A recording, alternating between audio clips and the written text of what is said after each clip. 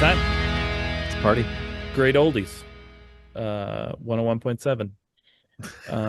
That's our oldies station anyway. Ours is 94.5 WESA. I don't even know what Ours ours is. Cool 101.7. It's They not all- even like, it's weird that oldies though are just like things I want to listen to still. Well, and it's also funny what gets played on oldies stations now because Right. I think I know 25 years is classic rock. I get I that, think. yeah. Right. But which I think is also really funny because so Duluth is so like up north that like we just got a rock radio station back.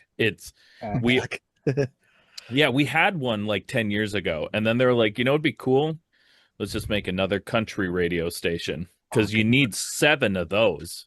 Dude, the country radio stations. I mean, no, I'm not throwing any shade at radio stations, especially any that might want to play my band out there. But like in the year 2025, are people listening to terrestrial radio that much? Like I haven't put it on. I maybe put it on for a sports game or something Right. if I'm driving. That's about it I use it for, I guess. Oh man. Same.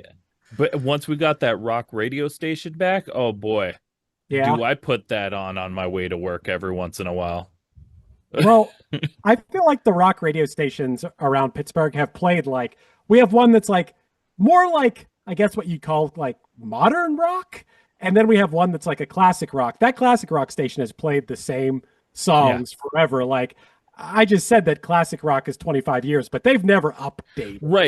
Right. No, so we also have a classic rock station, which you would think would be called like oldies rock now, because like in theory, classic rock at this point should be like fucking Disturbed and Right. Blink, Foo Fighters. Blink, Foo Fighters, Metallica, like, but that's still like what's considered modern rock, which is so funny how like music has not really evolved in like 30 years.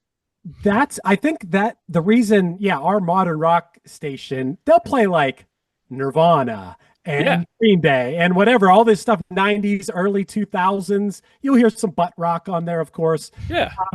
But I think maybe that's because, much like, there's certain people that are stuck in a certain time in their life, and that's the only music they want to listen to.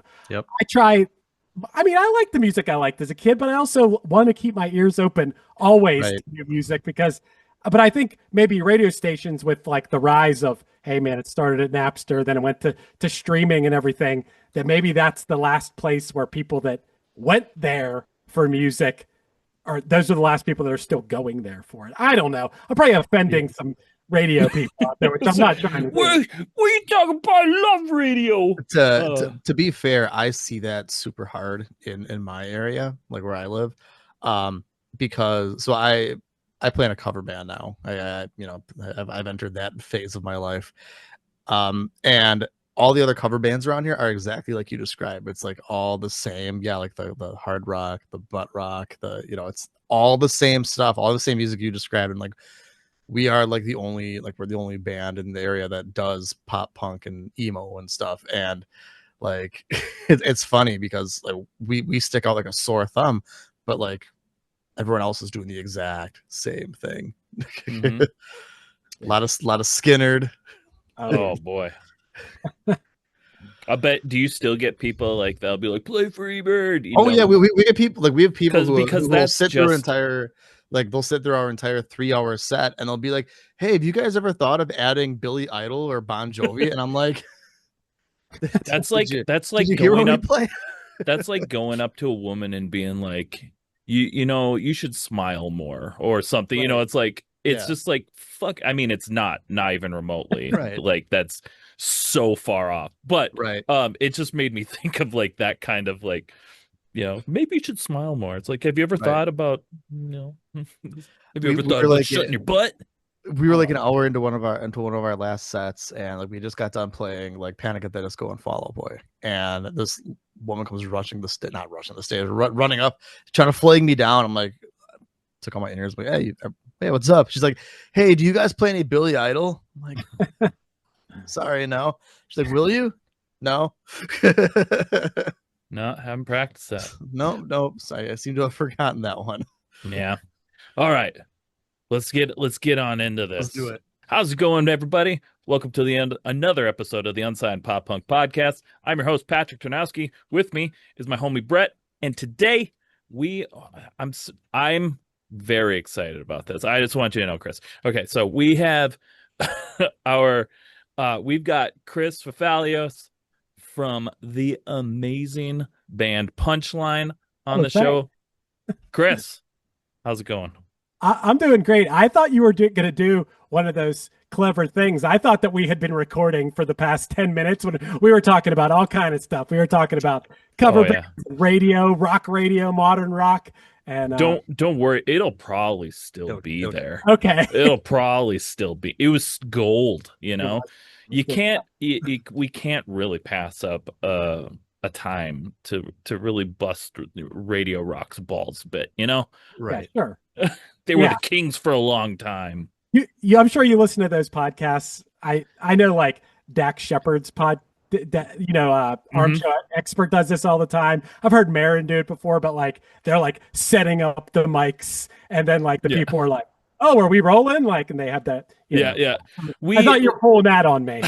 No, honestly, no. But we do that every once in a while. Like I'll hit, because I want to hit record.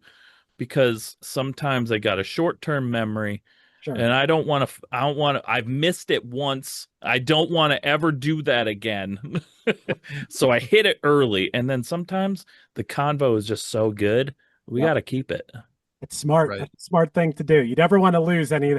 I feel like over the years I've lost a little bit of podcast gold. If I was doing a podcast that had like a really good guest, and then they said something after I hit stop at the end, and I'm like, damn, that was the good shit right there. And it was, yeah. It's like, shoot, how can I recreate that? Right. Yeah. So with the one time I forgot, I had to we redid the first part of the interview. But so the way we did it though was we're just like, I hit record and I was like, forget, we'll finish the interview. And then at the very end, we'll go back. We'll start it over because it'll be kind of like new-ish because we're well past it at that point. Right. Yeah. Then you got to fake it. You got to trying to redo a conversation is so hard. Oh, man. It was. Luckily, the person we did it with was so awesome, and they were so nice, and they made me feel so good about myself. And be like, it's okay, man, you're good, everything's good. And I'm like, no, I just wanted to cry. I didn't really want to cry. I was flush as hell though.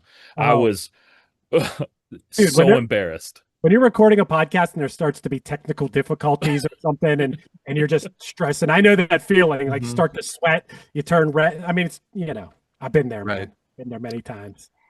Before I get in and actually like dive on into the questions I got for you, I wanted to tell you this is really exciting for me. A long time ago, in a galaxy far, far away, I played with you guys at a VFW in Chicago. Was it Arlington Heights? Yes. Oh, we had some good shows at Arlington Heights. It was such that I loved that VFW. It was such an awesome place to play. Do you remember the lineup? I do not. I just remember when I found out we were going to be playing with you, and at that time I was like obsessed with Action. Nice. Like I was like on repeat would listen to that album, and I was like, they're like, yeah, we're playing with a band called like Punchline, and I was like, no fucking way, no, we're not. Nice. It's like, yeah, oh yeah. I'm like, oh fuck you. And then I got there and I was like, this is so all right. This is cool. That's awesome. I first show I ever played at the Arlington Heights VFW. So this was before Action. It was the first time we'd ever played there. And by the way, I feel like I've played at every VFW fire hall, dog kennel, like every one of those in the United States there was to play at, I've played at them. Yeah. But Basement of a church. absolutely, Dude. absolutely, church places for sure. Mhm. Some memorial hall to some random name, I've played there, man. Mhm. But Arlington Heights, first time we played there we were about to start a run, was with Fall Out Boy, and Spitalfield was on that show. Mhm. Nice. Very nice. Oh geez, I I think it was no. There was one more band. I think it was this. There was this band from Chicago, a really good band called 504 Plan back in the day. Okay. And I think maybe they were on that show too. I think I have a flyer and some video footage of that show somewhere. But anyway, That's crazy. Good memory I have of that place. I don't have the best memory with a lot of that stuff. But one of my best friends and my old guitar player, he can remember pretty much every venue, every like band on a bill. I barely remember how I got there. My whole playing music, the past many decades of music I've played, it's all such a big blur to me. Yeah. I can kind of sort it out based on like what album we were touring off of or playing a show, like promoting at that moment. My bandmate Steve is way better at like pinpointing like, oh yeah, we were on this tour and yeah, we played this. He'll name venues. I'm like, oh my God, I can remember the main ones, but some of these I can't remember, man. It's all a big blur to me. Yeah. I miss the days of touring and playing like VFW halls and shit like that. Like, I got a question for you guys about that. Yeah.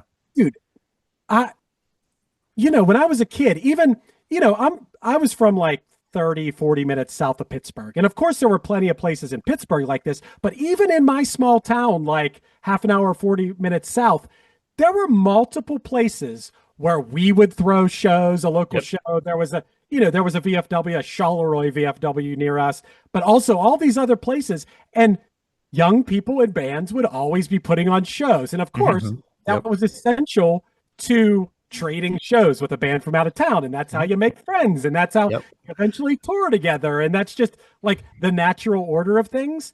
And I realized to a certain extent that maybe some places it's going on in my area and I just don't know about it, but I really don't think it is too much anymore. It's not. Yeah. Everything that I see, it's 100% opposite of what we used to do.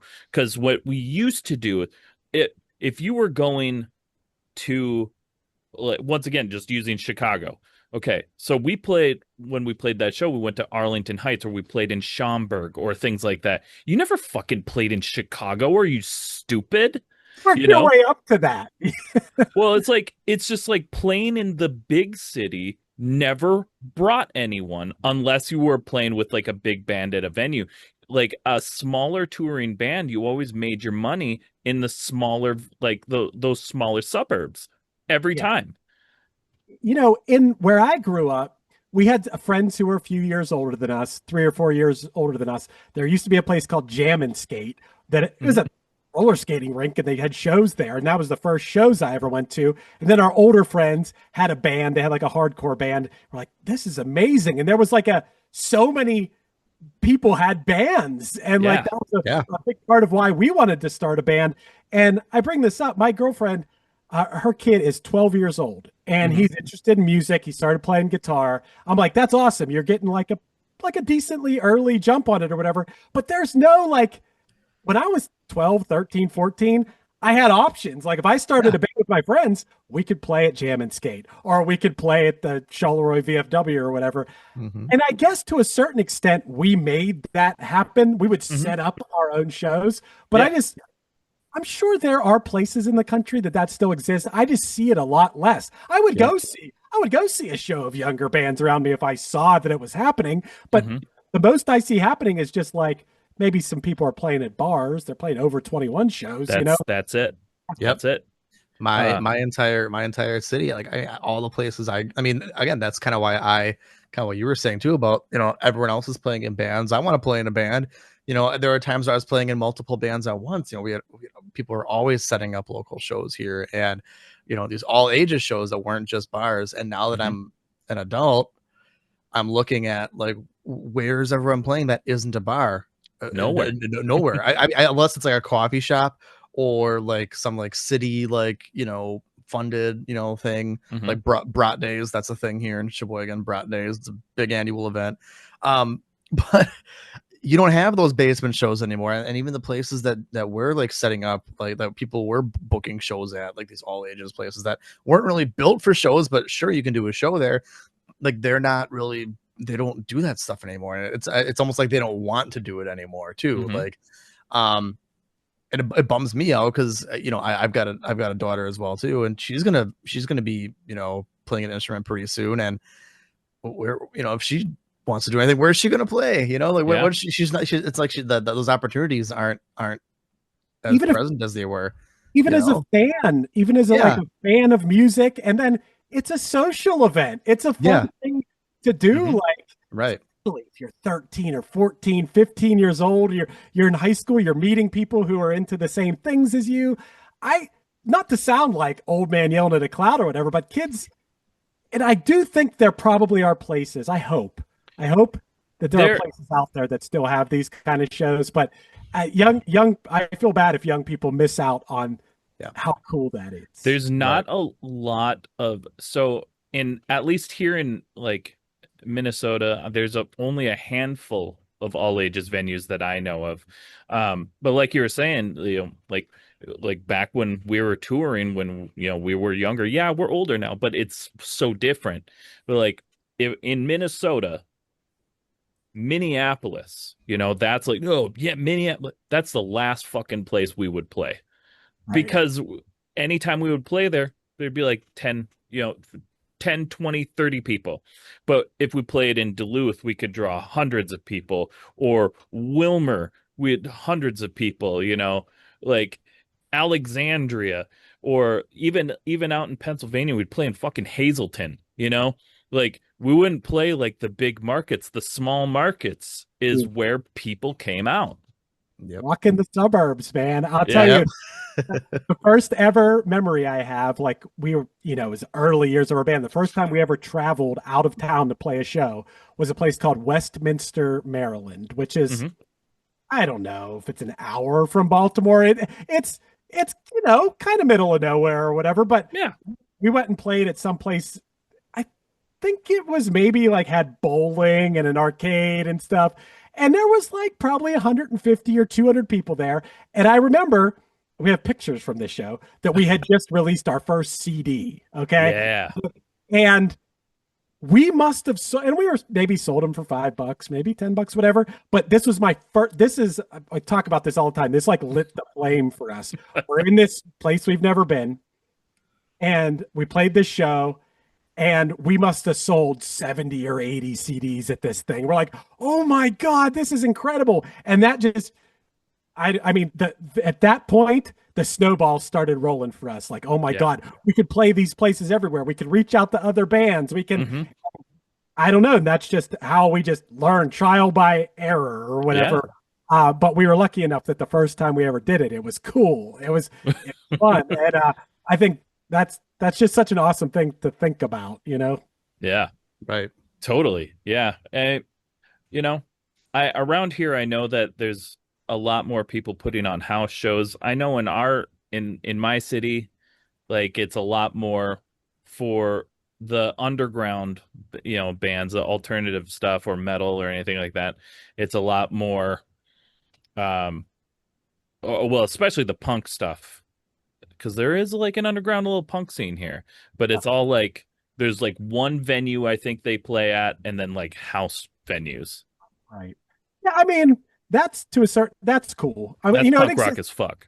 And I'm not saying Pittsburgh still has its underground venues, but I feel like the underground venues, what I see at them normally isn't like young people starting bands. It's like people that have been around forever. and It's still just you and me. it's Right. people that have been doing it forever and very avant-garde art Yeah. rock, noise rock, stuff like that like keeps that underground scene alive. But there was a certain I always talk about this too. The first time we ever had an album, it was Action actually, an album that came out that had national distribution. So at the end of the week, you could get a sound scan report and see where everyone bought your album. Mm-hmm. I always talk about this, that like, okay, you had the obvious places, New York, LA, Chicago, the places where the most people are, that are interested in your type of music. But in Pittsburgh for us was obviously one of the top 10, but one of them was Johnstown/Altoona, which is more towards central PA. And that's a place that we've been playing for years and years and years. Every VFW, fire hall, and we just had built up following there. And I was like, nice, Altoona and Johnstown. Thanks. That's awesome. But speaking of awesome, I want to talk to you about your latest single, I Don't Want to Live in This World Anymore, because it's been on repeat. I really dig this one. It's kind of a different vibe, I like the little keys and stuff. So this came out on July 11th. How's the response been for the song? Tell us about the song. I think it's been pretty good so far. I pushed to release this song first. Okay. I'm the one who was like, guys, we got to release this song first. I felt like the title of the song would grab people's attention. 100%. Yeah. Oh, yeah. So Yep. Doesn't mean you want to kill yourself. It means, everything sucks. I don't want to live in this world anymore. It's like, that's how I took it. Yeah. Right. And I also pushed for it. Once again, I pick my battles. And I'm the one who pushed. I'm like, this has to be the first song in the album. I like the way this feels for being the first song in the album. I'm not always a huge fan of releasing the first song in the album as the first song you release, because I always remember, if I went and bought an album and I knew what the first song, because I already knew the first song, I would skip it when I first. Oh, sure. Mm-hmm. These may be old school thoughts or whatever. Yeah. I always thought it was cool. I didn't already know if the band had released a couple songs. I wanted the first song to be something new. Whatever. But I feel like the reaction's been pretty cool. We've been it's fun to play the song at practice and be like, okay, nice. We get to put this into the rotation of songs now. We play shows and stuff. And yeah, man, I mean, it's a long road, and we got the whole album coming out in September. I don't know when this episode is going to come out, but we're releasing the second song that we're releasing from the album this coming Friday. Exciting. Okay, cool. So, yeah, man, I guess we'll see. We haven't played a show yet since we released that, but we kind of are basing a lot of plans around. We're playing this festival in the Pittsburgh area called Four Chord. Yeah. And we wanted to make sure we had the album out by then. So we're actually dropping the whole album a couple days before that. And we're doing some shows. When is this episode coming out? So it's really funny, is all of this stuff that all the info you dropped is in rotation of our questions. Okay. I had all of these. I don't remember exactly when it comes out, but yeah, we did want to talk about. Why I asked that is because I think in 2 days from now, Wednesday, we didn't announce it yet, but leading up to Four Chord, we're doing some shows with that band Hit the Lights. Oh, very cool. Love Hit the Lights. Those guys are fantastic. Columbus and Cleveland leading up to that Four Chord show with them.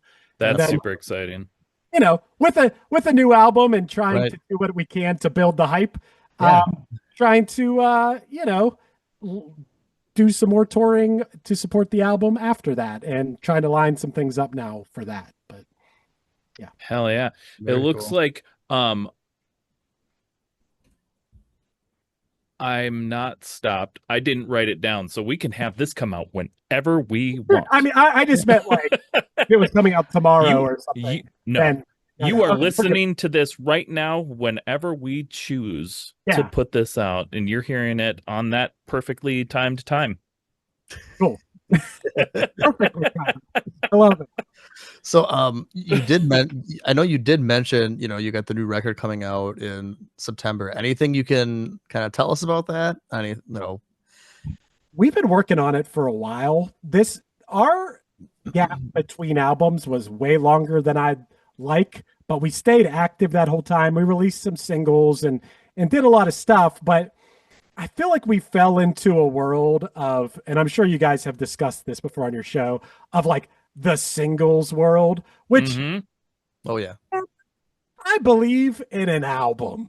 I want to make albums because I feel like it really cements an era, whether you're the one making the music or you're the one listening to it.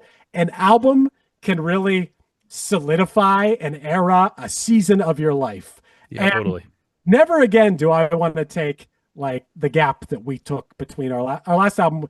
Full album came out in 2018. We released an EP since then and singles and stuff, but like full length albums I think is where it's at. Yeah. I agree. And I think I think most people agree, because even in this singles world, one of the things that's the most difficult for newer artists that are just popping singles all the time is that you don't have a catalog, so if somebody's like, oh, this song is so freaking good, what else do they have?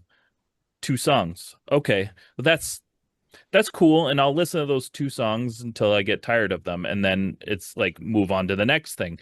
The thing that we talk about all the time is like, yeah, put out that album, but typically especially if you're like an upcoming artist, use all of that album pretty much as singles, because that is a constant content for you, and you can use that for almost a freaking year.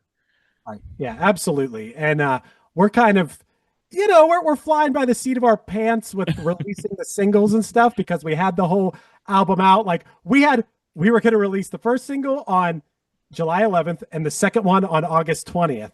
And then we were like, that's too big of a gap. And we're like, let's release the third one and do it between those two and just try to maximize on each. I hate playing the algorithm game and stuff. You guys know what I mean, but like, oh yeah, everybody does it to a certain extent. And, you just hope that people like your songs. I mean, I kind of didn't fully answer your song as far as this album for us, what I feel good about with our band.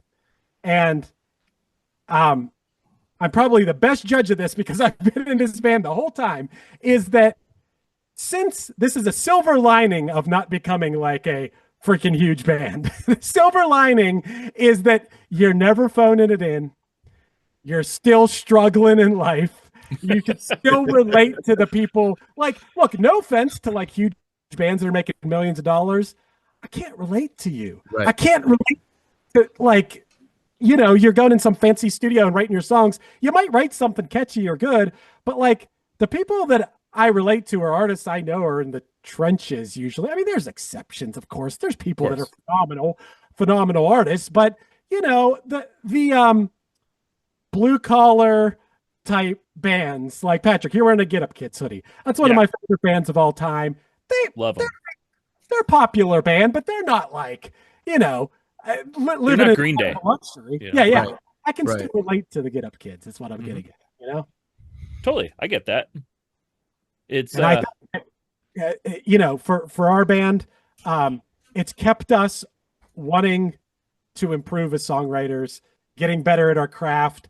And I can speak the people around me in my band, everybody sings, everybody writes. Like we're a 5-piece now, and everybody writes songs, everybody sings, everyone contributes and brings their own something special. These are the people that if I had a choice, I would want to play with. And I just think that we've always pushed each other and tried to write the best songs possible. We're not at a point where we're like, we need to have a new album, so whatever. Like we're not struggling to write songs. There's always like a giant Dropbox full of song ideas, and it's just a matter of like narrowing it down, and never a lack of ideas. And I think that keeps us excited because we write songs that we would want to listen to, and I think that's the way to do it.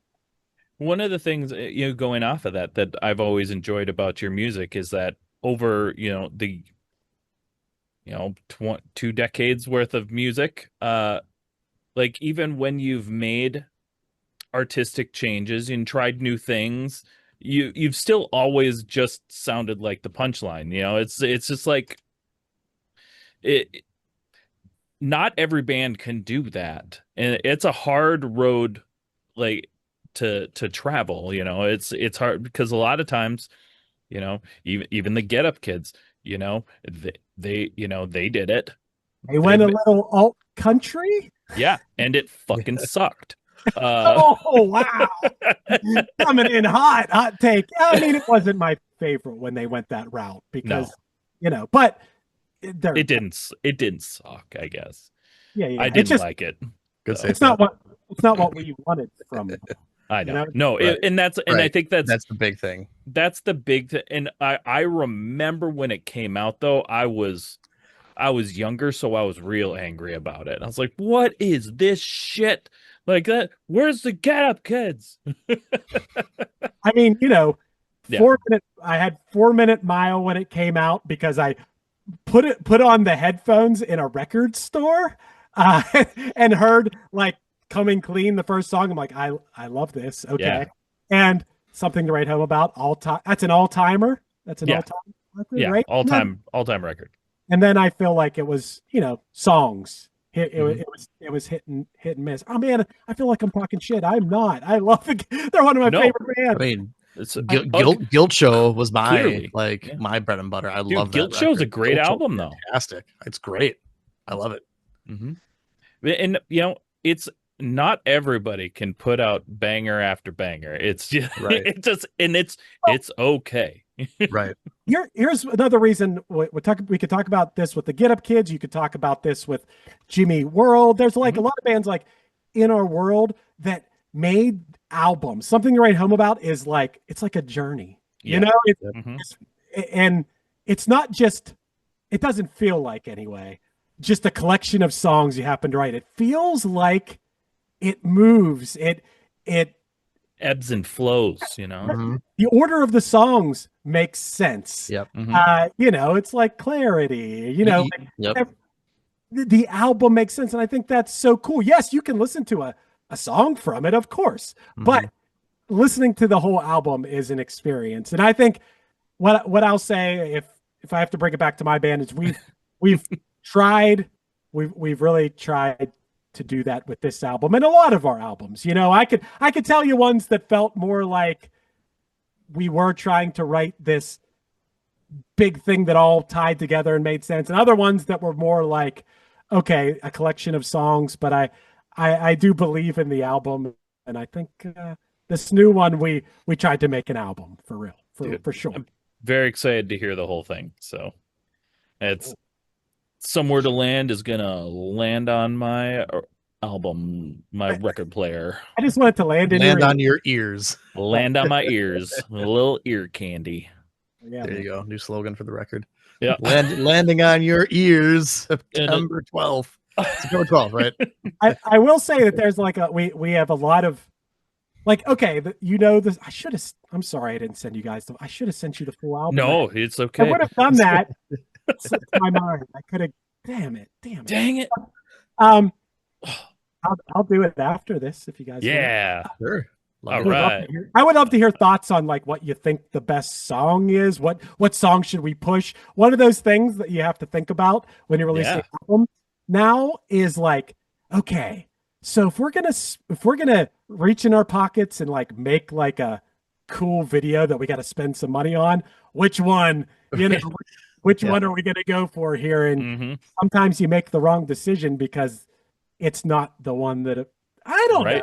That's always so tough. I think we can all relate though. Like growing up, again, talking about some of our favorite records. there are times where it's like, like some of my favorite records, the singles were not my favorite songs, and I was always like, man, why wasn't this one a single? Why wasn't this one a single? I mean, there's in some cases it's obvious, but other times it's like, man, that one would have really blown up if they would have made it a single. Missed out. Yep. I know. So there's all this stuff you have to think about. And I mean, another thing, like music videos too. That's like um, something you might spend. I mean, geez, bands used to have huge budgets for these. Now you Right. got to do it on a shoestring, and even if you have like a $5,000 budget, you might be able to find a real go-getter out there who can Right. make that work. But that's even like a shoestring budget for a music video, and you don't necessarily. It's not something you invest in and you automatically see some like instant return to No. speak of it Yeah. in business terms. But once again, just like an album, it's kind of like solidifying a moment in your life. Mhm. I don't regret making any of the music videos that we did in the past. And I can look at myself and be like, oh, there's us Mhm. 15 Right. years ago, what we looked like, how we played, what we I Look at just those cutie patooties, you know? those cute little guys Yeah. You know, dancing and singing.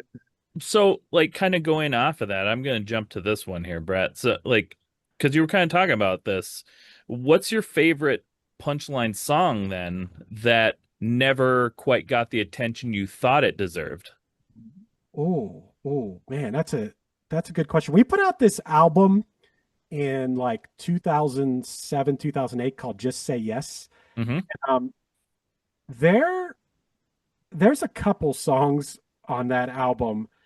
Because we did that album, but with two different producers. One was Sean O'Keefe, who we had worked on Action with, and we went to Smart's, this beautiful studio called Smart Studios, and did four of the songs. And like, I don't know, that was an amazing experience. And then the rest of it we did with Jamie Wolford from the band The Stereo, um, and in his home studio. And these songs just, I thought they turned out so cool. And there's some like real vibey, chill songs. We have this song called Maybe I'm Wrong on Hmm. that album, which is like a mid-tempo, moody, chill, sort of like emotional song that I'm like, man, sometimes we even play it at our shows, and it's kind of I can never really gauge the the vibe of the like, are people liking this? Because when you're playing it, it is sort of um I keep saying vibey and moody, but like it's sort of like a hypnotic feel or something. It's not Okay. something you're gonna like get all pumped up to or something, but Right. it's a song that I'm like proud of from our catalog. And there's a lot of songs that I love, and we do look in retrospect at some of our catalog and be like, why didn't we push that song? The number one example, we have this song called Heart Transplant Yeah, I that love that song. like I think just by the time that, thank you first of all, and by the time that album came out, Action, we had recorded like a previous version of that song, and it was out there, however, like on mp3.com or whatever it Hmm. was at the time. And by the time the album came out, we just had been playing that song for years, and we thought that song had run its course. But in retrospect, 99% of people didn't know our band yet, or who were the people that were gonna know our band didn't know it yet, because we were going to do some of our biggest tours. We maybe should have pushed that song, because even till today, people still want us to play that song. So we Yeah. probably should have made a music video for that one and tried to push it a little harder. Yeah, I mean, even just like doing a quick little pop over to um Spotify, like off of that album, it's the most streamed song. Yeah, yeah, it is. Yep, It's it's a banger.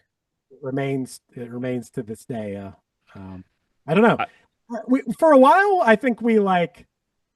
I don't want to say we turned our nose up at it, but I think we were more just like, well, we don't have a hit song. We're not a band that has a hit song. And so we weren't playing it for a while just because, like, I don't know, we have 100 songs we could pick from now, right. and it's not like this was like, we've toured with bands that have hit songs, and like obviously you have to play it. We didn't feel like we had to, but now we play it again. We realize, like, if It's people the are coming jam. out to see you, give them what they want. And it's it's I'm not gonna lie to you. I didn't even realize you didn't have a music video for that song. But I don't even remember how I got hooked on this album. Because back in the day, it was like you just had to find it or knew somebody that listened to it, maybe find it on MySpace or something, pure volume. What about like, I feel like this is a thing of the past. Maybe you guys will disagree, but like people caring about what record label you were on. Like, oh yeah. Yeah. Oh, that's the duh. That's how I found it, because you were on Fueled by Ramen at this point. That's what it was. Yeah. Yep. Yeah, and like at that point, it was starting to gain steam, and it wasn't what it would become yet, but it was starting to get there. The wheels were on that. But there was an era, like that's another thing. Like Drive Through Records. Because Fueled by Ramen kind of took over as the other. It was like you either loved Fueled by Ramen or you loved the Drive Through Records bands, or like me, who I loved fucking both. And Vagrant. Vagrant was that. Vagrant. Victory was also Victory. Epitaph, of course. Oh yeah. Yep. People knew these labels, and if you had that, you had that little logo on your album, man, that bought you a lot of clout when it came to not only people. That's like it was like an endorsement. Yeah. It was, yeah, like a seal of approval of sorts. Like if you like these other bands, you're gonna love this one. Or like, because I mean, I want to say, too. Didn't I know Epitaph for sure did, but didn't Drive Through also like do their own like tours where they like it would be like early November and like Starting Line and but yeah, it was, you know, I feel like back then like I knew people that were like die hard like Tooth and Nail Records fans. Yeah. Or you know like or Fueled by Ramen was I did. My friends that grew up in Christian families, they love talking about Tooth and Nail Records. Oh yeah.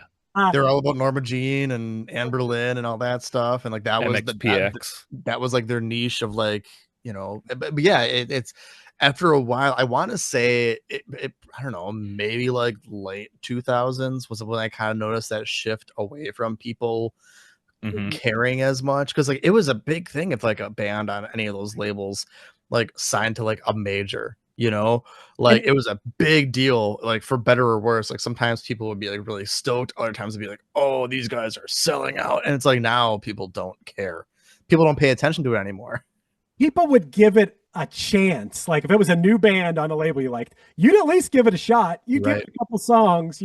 Some people would blindly just buy that album because it was on, you know, to a certain extent. I think I was probably that way in the, you know, when I was a kid growing up. There was, I don't know, I was real into ska, so like, you know, if something came out on Asian Man or something, I'd probably Asian Man.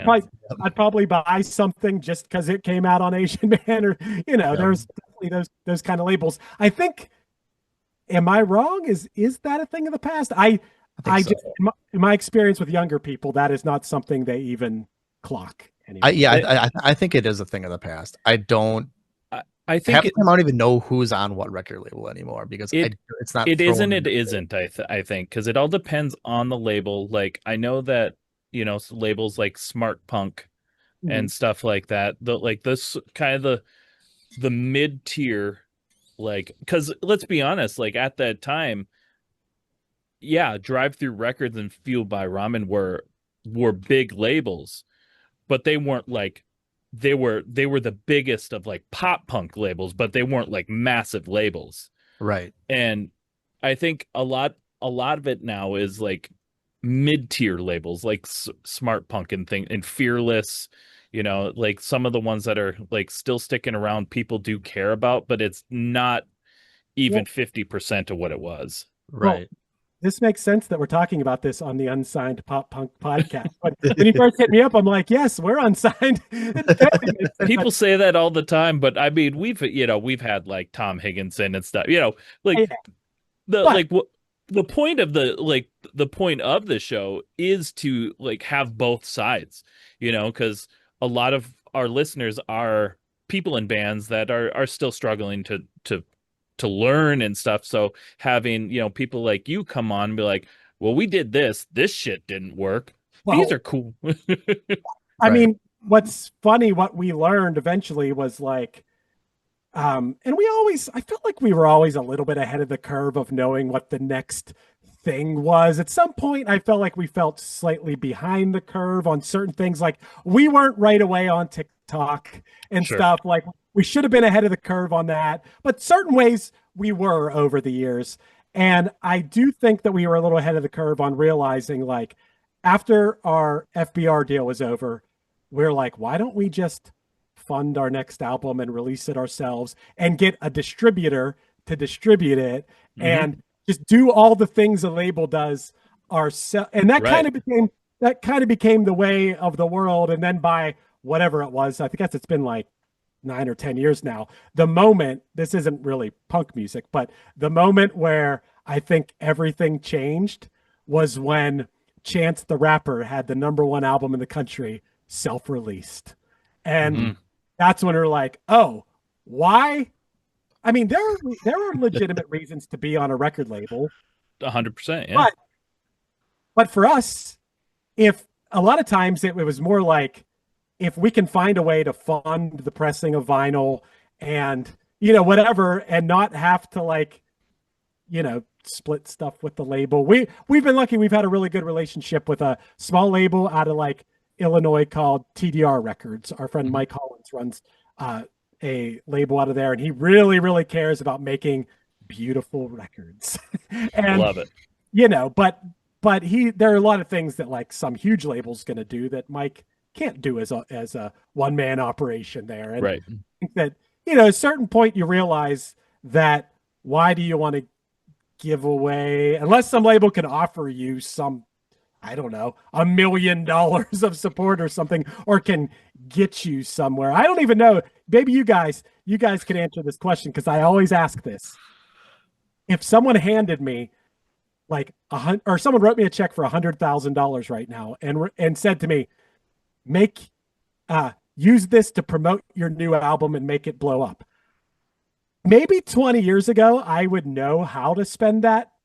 Now I don't know where I would spend that money exactly. Right. Because gonna spend it all on like curated like playlists on like Spotify and iTunes, like get like music like just placed in places, and it's like, yeah, I mean, I've got ideas, but it's such a different world though. It's such a different world. I don't want to pay to get on a playlist ever, because that is probably one of the biggest things I would tell if Patrick, if what you're saying is like maybe younger or people that are like new to music, never pay. Yeah, no, never. Right. That is a scam.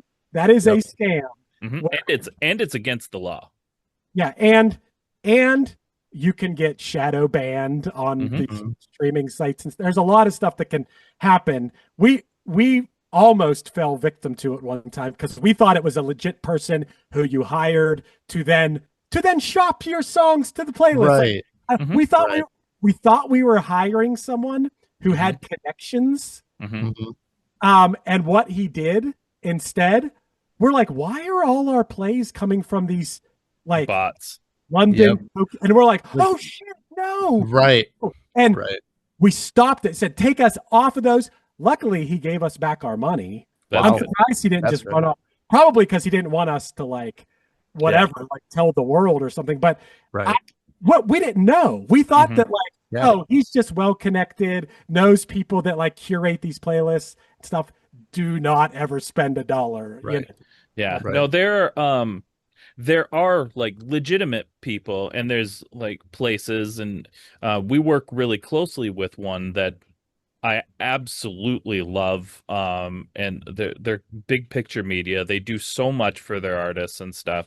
But that's kind of a lot of the stuff they do. They'll help pitch you out to playlists and podcasts, or just everything in general. They're wonderful human beings, and they work really hard for their artists. So like there are really great people out there doing good things, but then you also have these real pieces of shit scammers.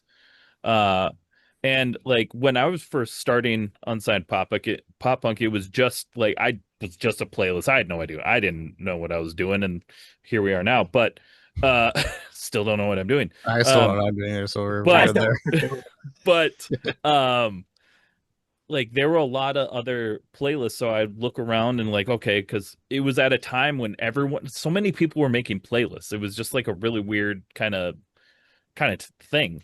But then there was a lot of people like, and there's still today a lot of these same playlists that I could name them. I'm not gonna, but like make you pay to be on there. And the way they do it is but you don't have to pay. And there's a lot of people that do this stuff that drive me absolutely insane. But you got to make money somehow, I guess. But and like you're not paying to get on it, but you're paying for like the service of being like shortlisted, or like you'll get on there sooner, or we'll get you on our show sooner, because we're gonna get you in front of a ton of people, a lot Paying of for people. premium treatment, essentially, premium is what it premium is. treatment, or you're not really paying, you're just like Yeah. tipping me a cup of coffee or something, blah blah blah, stuff like that. There's so many Payola. there's That's payola. They'd call that payola on the radio back in the day. yeah, it's shady, and it's just taking advantage of the people Hmm. that you're trying to help, which is Yep. we've when I started this, that was my whole thing. I will not fucking do that. I refuse to do that. I started this because I never got help. And I just want to fucking help people. I want to actually show people that someone gives a shit about them. Yeah, right. That's I produce a podcast for Chris from Less Than Jake, and Yeah. Nice.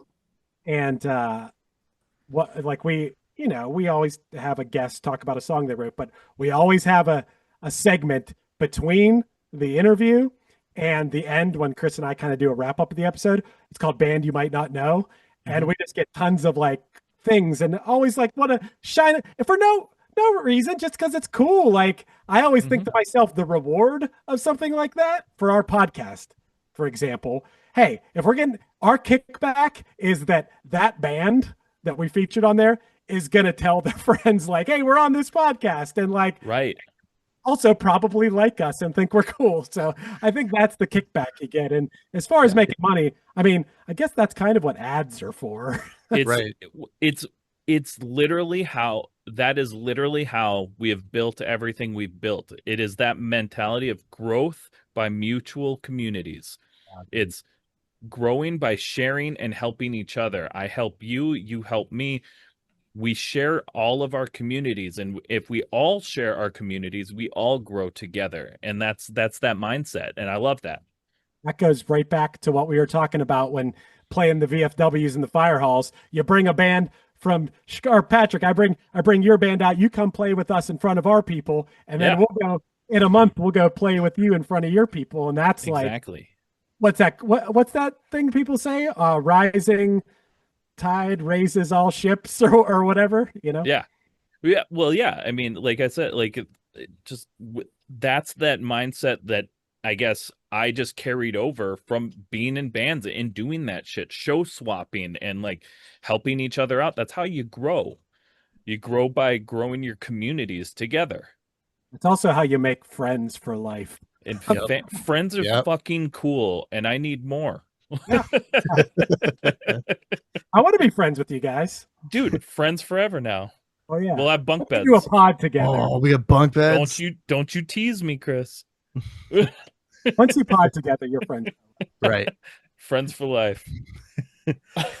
So I guess kind of going off that too, you talked a little bit about like, oh, you're kind of being kind of late to the party on like TikTok and whatnot. And we were talking about all these things, especially when it comes to like networking. And like we all grew up in the era of things like MySpace, um, obviously Punchline's been through multiple eras, and ever since then, social media has like drastically changed. And we've kind of touched on some of this in this conversation, but how, with the level of accessibility now with like social media, has that like affected your like creative direction or like how you engage with like fans over the years? Like what's the difference now compared to like, I don't know, maybe 10, 15, 20 years ago? MySpace and AIM era. Oh yes, can't forget AIM. Oh, dude, Yeah. AIM MSN Instant Messenger. got my away message on. Yeah, it had to be some sort of sappy emo lyrics from something, you know. But yeah, always that's that dashboard song. It's always hands down. yep.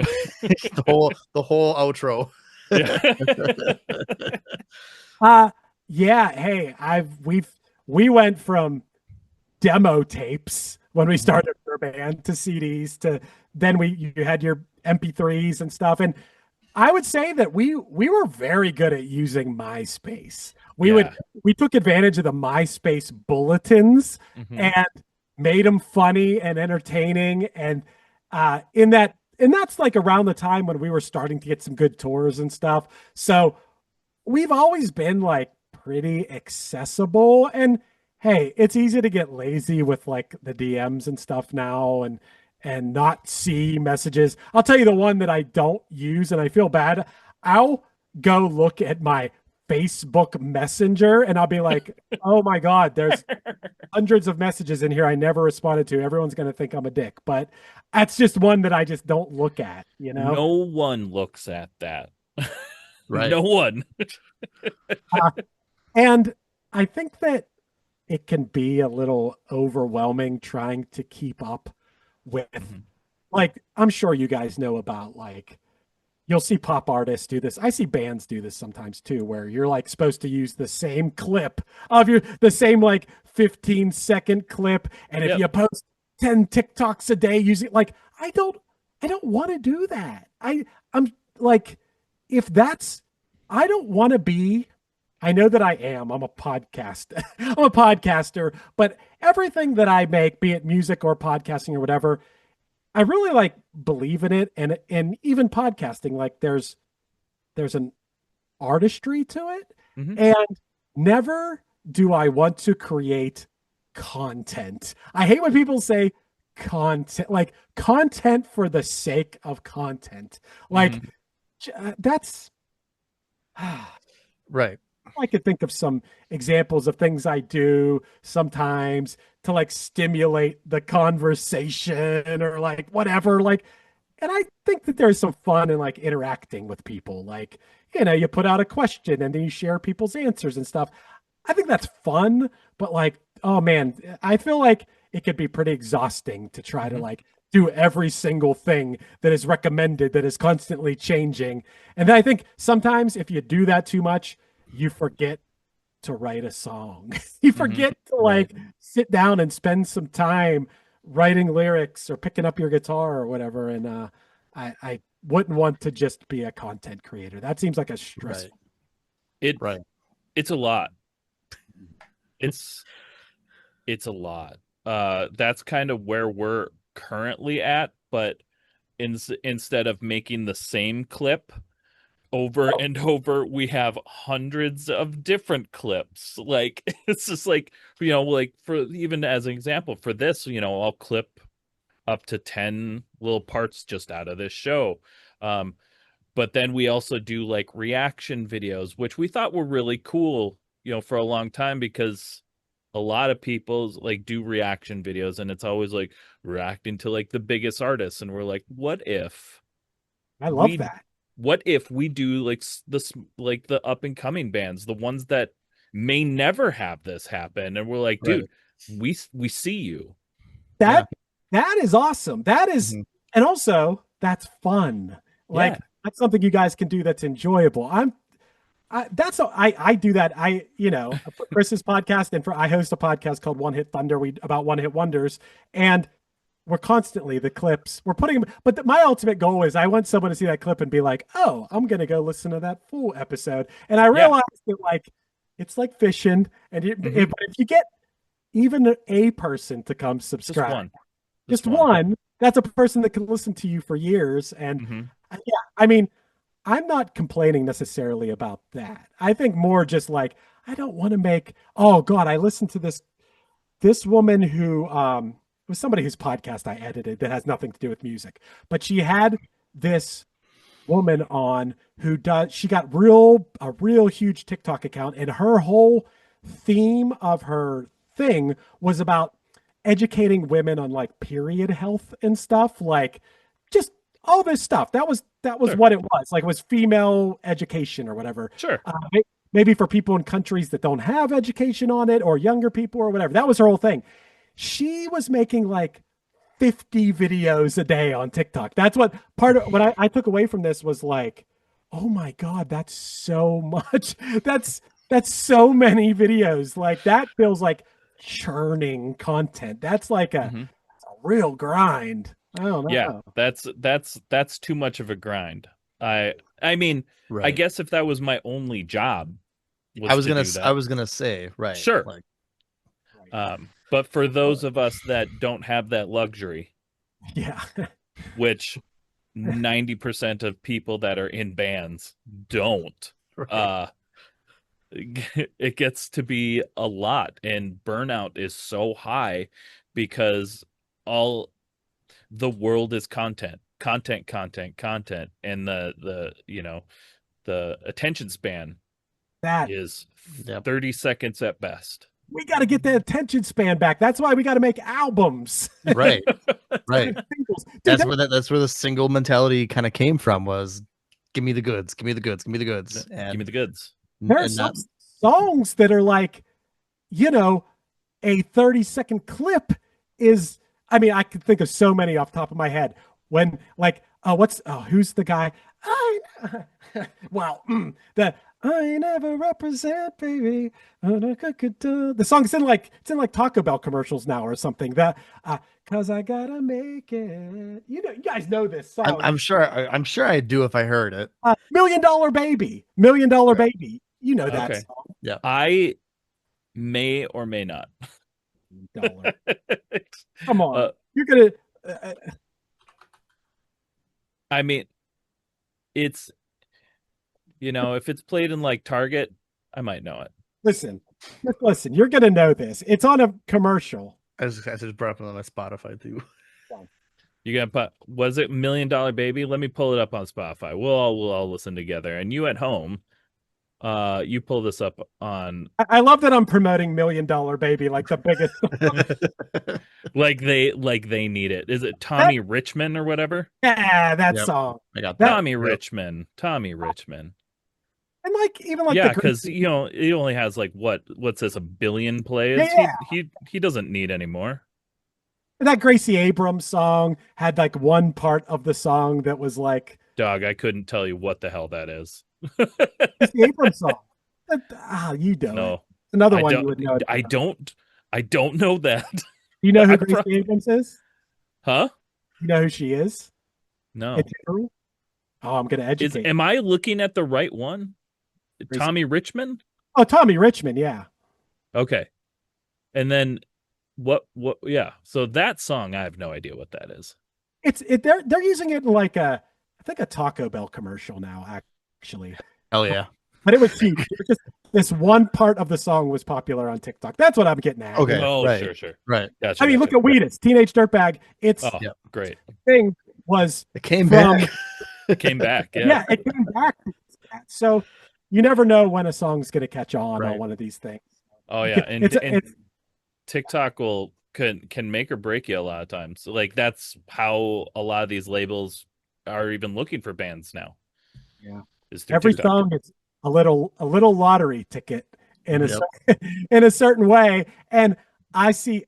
Oh, you know, it's so funny. Of course, I flip through TikTok. I get sucked into that sometimes. Of course, and it's a beautiful thing. I get hit with some really cool music. Yeah. That I add to my playlist. I have one playlist that has like 1,000 songs on it. Just every time I hear a cool song, I add it to it. Most people probably have that. But there was a girl on there. I liked her song. Okay, so I liked it and I probably followed her. And then so I'm seeing other of her videos. And she had, I don't know, she's like, I had hundreds of thousands of plays on my TikTok. And then I went to my Spotify and like the song only went up by 20 plays or something. Like, man, that's a bummer. I would hope. It's so bizarre how that works too, isn't it? So, because the thing is TikTok has changed so much in the past just 5 years. In 2020, especially during the pandemic, TikTok was like, this was it. You could get famous off of this. You could go viral. Everybody has the chance to go viral on TikTok. Now it's completely changed. I feel like it is probably the worst tool in for artists to utilize. I feel it sucks because I feel like it's necessary. But it's at this point it's like winning the lottery. It's a shot in the dark. But there's a band that just played Warped Tour, The Paradox. They just were like popped off on TikTok out of nowhere, and like their music is really good. And they just did a song and a video with Travis Barker. He played with them at Warped Tour, I think. He did. I think he was ended for them. he ended the set with them, and I watched it. I watched it live on YouTube because Warped Tour was streaming. Yeah, I'm tuning in too. I watched some Warped Tour live. I was at my buddy's house. We were swimming, and he's like, "Do you know?" And I'm like, "Cause, yeah." And I watched Les and Jake play. I thought they were really good. I saw some like heavy bands that I'd never heard of, and my girlfriend likes some heavier, or she did when she liked some heavier music. And my heavy music liking is like, I love Rage Against the Machine. Mm-hmm. I love Glassjaw. Yes. I love Deftones. And other than that, but like something like the heavy, there was this band where a guy was wearing a cowboy hat and they were all like country themed, like their logo and stuff.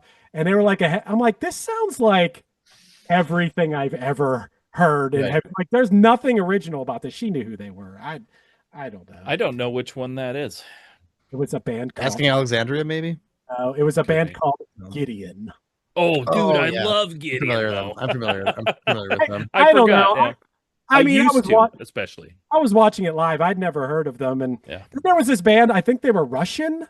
And oh, yeah. Slaughter to Prevail. Yeah, I was like, he's not really singing. You guys realize that, right? He's pretending to sing. I thought that was weird. Yeah.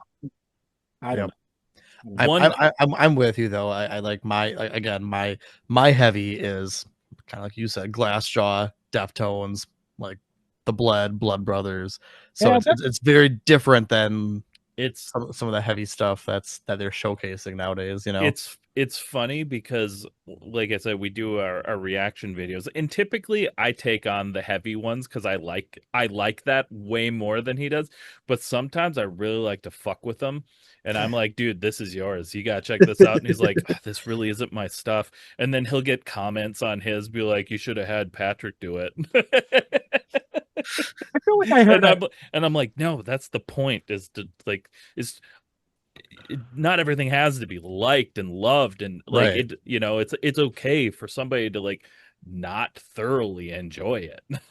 Do you guys know who Julia Wolf is? Julia Wolf. I don't think so. Not a fan. I really love like indie pop music. Okay. There's this girl, Julia Wolf. I've liked her music for a while. And she put out this album, came out in May. And it is like pop music, but I don't know who she has playing with her. It is like insanely heavy. Like, I don't know how this happened. Pressure, is that the record? Yeah. I mean, let me make sure. If you like really wild stuff like that, she did the Iris cover with MGK, didn't she? I don't know. I didn't. I think she was, because it's showing her as on that track on here, and I heard it once because it's kind of a newer release. This album's awesome. I'm looking because I want to see like what heavier music I like. Not that I like punk, like not that they're heavy, but like I love Mannequin Pussy. That have you ever listened to Bill Murray? Not, Ghostbusters, Bill Murray, but the band. It's like one word. It's like BILUMU. So their last album was my 2024 album of the year. It was my favorite album, and it's super like heavy, like drop B guitars, and then he like sings basically like country over it, and it's like pop country kind of with you're not super with the singing country over it. No, do you have to check it out. It's I was gonna say, do you remember the band Attack at all? Kind of screamo. Yeah, kind of a screamo band. So he was in that band at one point, and as was Caleb from Beartooth. They all kind of started in that band, and now they're all off in their own little worlds. But yeah, I'm with you right there though. Bill Murray does some cool stuff. Very cool stuff. I highly recommend. It is. Yeah. It's fun. I've never heard anything like it, and it is just wild. Yeah, and again, it's very fun music to listen to. I listen to it in the gym all the time now. That's what I was gonna say. I run on the treadmill every day, and I listen to podcasts a lot. But if I'm really trying to get it in, and I need some music to psych me up, oh, dude, the new Kneecap single that came out, it makes me want to run through a freaking wall. Like, so it's so good. Just any music that gets me psyched. Hell yeah! All right, we got one more quick question before we go to a quick break here. Okay. If you could give our listeners a piece of advice that you know now that you wish you knew when you were first starting your journey, what would that be? Man, there's so many. There's so many, and it's so different because it's not 1997 anymore. We touched on a lot of things here, and this is kind of a little bit of a repetitive thing, but I think the most important thing is to meet other musicians, artists, bands in person, go to shows, play shows with each other, and not rely on the internet. Like, I feel like that's a recipe for failure. You got to use it as a tool. Obviously, you have to use these things, but I do think that, like, meeting people in person, hanging out, playing shows together, and not just putting your music out on the internet and thinking that something's magically you're going to hit the lottery. I think that to me is still the most important thing in how things are going to happen. That's how you actually meet people. And I hate when people say networking, but like, that is what it is. Like, right. That is what we didn't know we were doing it when we were younger. We were just like, right. We're just fucking hanging out. Yeah. We're hanging out and playing shows. But like, in essence, it's like, meet people in real life. Don't just meet them on the internet. I know that that's probably like obvious, but I don't know if it's obvious to everybody. It's not. Right. I don't think it is. And not only that, but like, you got to get out there and play shows, because if you are just an online, presence, you're going to get out there, and most likely you're not going to be as good as you think you're going to be when you play live, because it's a whole different ball game. That is a whole different ball game. And I'll tell you, I can speak to this. My bandmates can speak to this. Lots of people, not just my band, other people who are in bands they're in popular bands, and think that, anything you do, you're going to have this built-in audience or whatever. And that's not the case. Like, right. Even the biggest bands in the world could have like other bands they play in, and people aren't. You really got to grind it out. You can't just make music and think people are automatically, even if it's great, right. Even if it sounds, you could have the best recording, an amazing song, whatever. But if you're not out there putting it in people's ears yourself, like, I don't know. I'm sure you guys know 1,000 people just like I do who are insanely talented and write and record amazing songs, but that's all.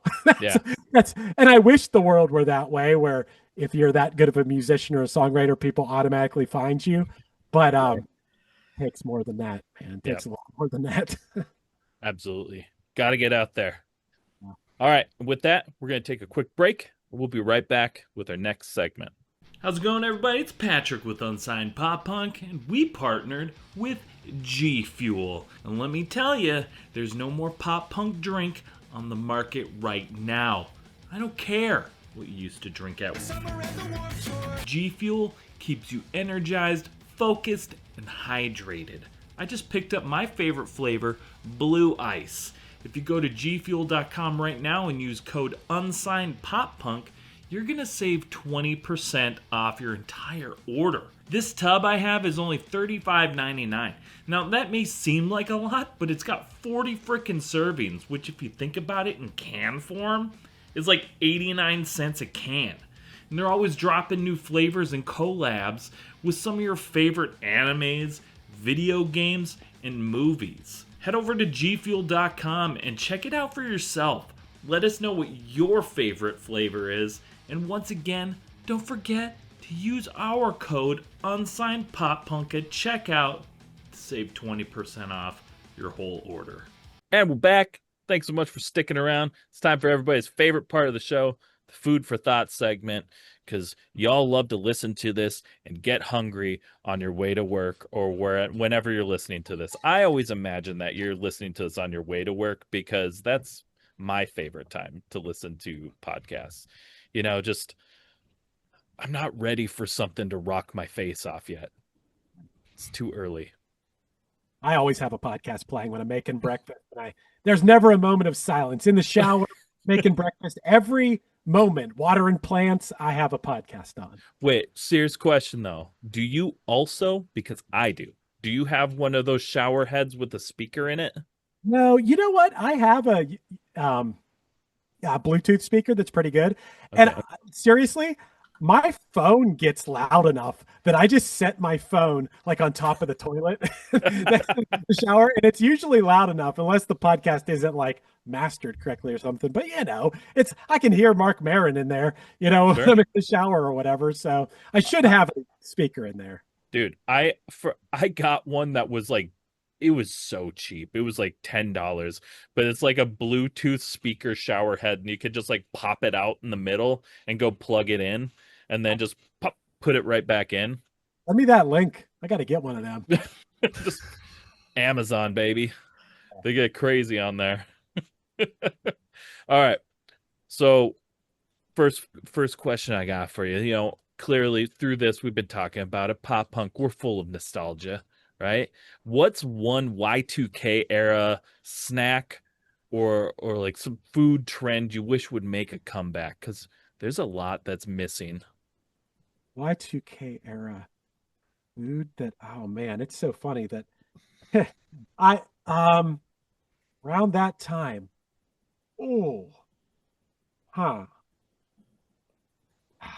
Man, you put me on the spot with this one.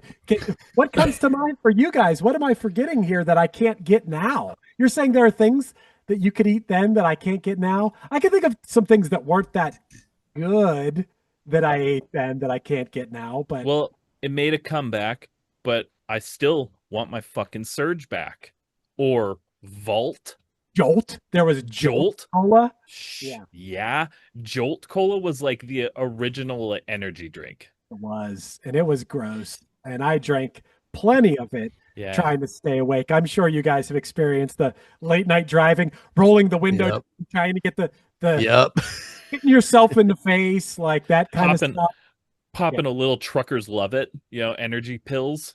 I've never done that. Oh, dude. Speaking of, have you? This is a controversial subject among my bandmates and friends and stuff. That I have a bandmate who really likes Kratom. You guys know what Kratom? Yeah, I do. Yes, I know. Someone very close to me loves their Kratom. Same. And he's like, he's like, "Gee, you want something?" I'm like, no, I'm good.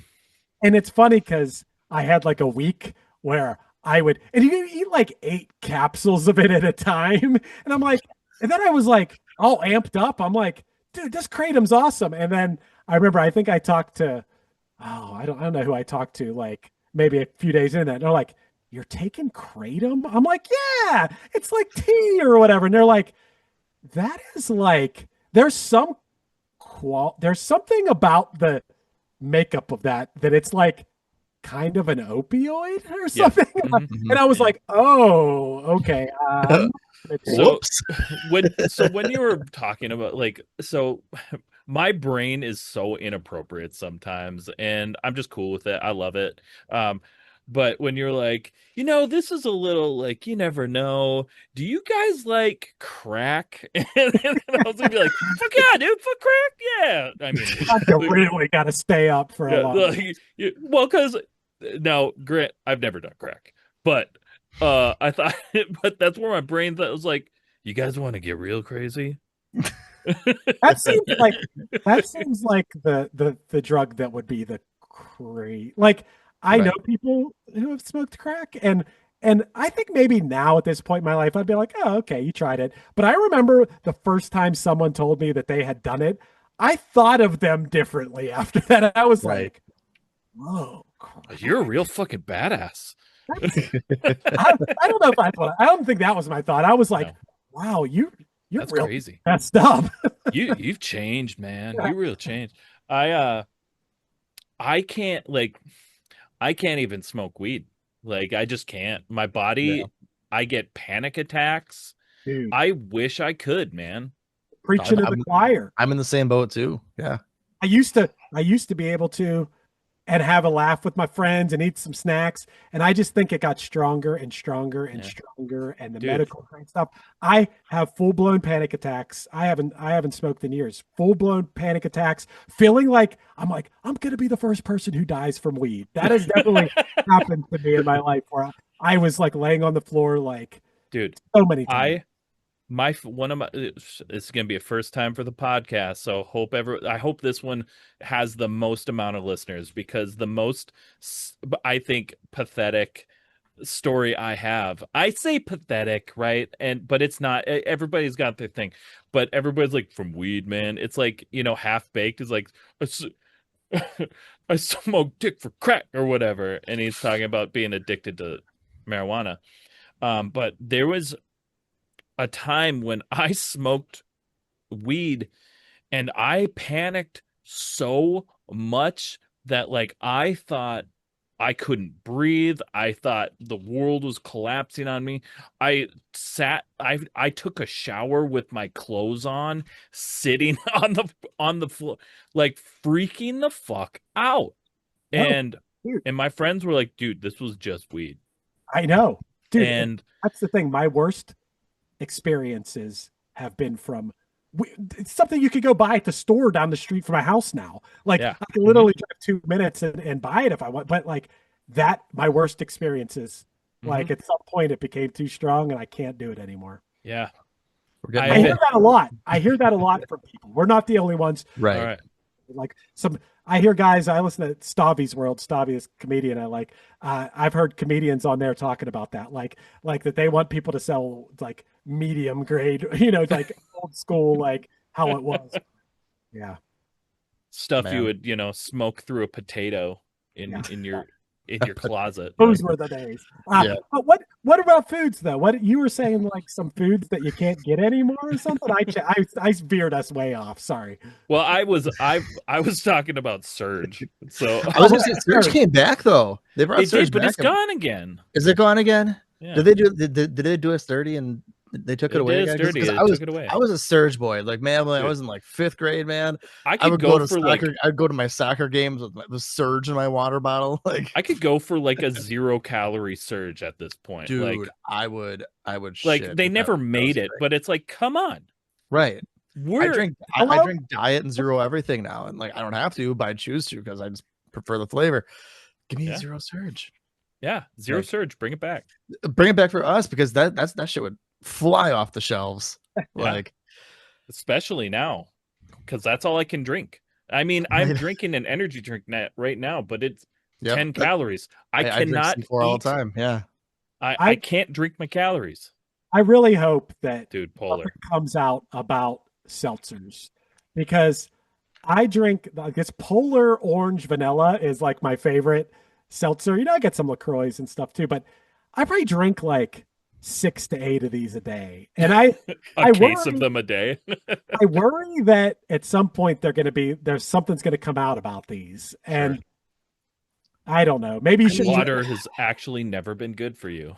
Here's the thing, though. I mean, like seltzer water, sparkling waters have been around forever. Like I grew up in a house where my mom always had LaCroix on hand. I feel like we probably know by now, right? I would, because they love to shit on everything we grew up with at this point, right? So like, we grew up in a household with LaCroix. We never drank it because that shit was nasty, right? But I like it. I do now as an adult. Water. Yeah, same.